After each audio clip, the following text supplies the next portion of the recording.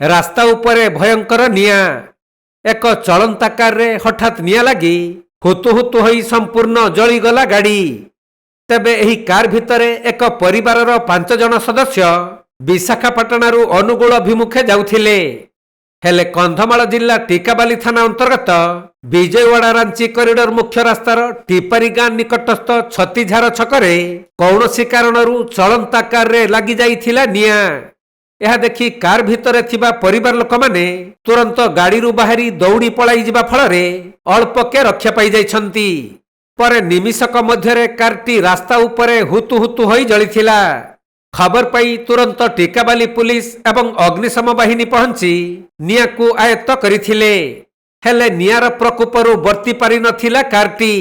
ଭୟାବହ ଅଗ୍ନିକାଣ୍ଡରେ କାର୍ଟି ସମ୍ପୂର୍ଣ୍ଣ ଭସ୍ମୀଭୂତ ହୋଇଯାଇଥିବା ବେଳେ ଯାନ୍ତ୍ରିକ ତ୍ରୁଟି କିମ୍ବା ସର୍ଟ ସର୍କିଟ ଯୋଗୁଁ କାର୍ରେ ନିଆଁ ଲାଗିଥିବା ପ୍ରାଥମିକ ଭାବେ ଅନୁମାନ କରାଯାଉଛି।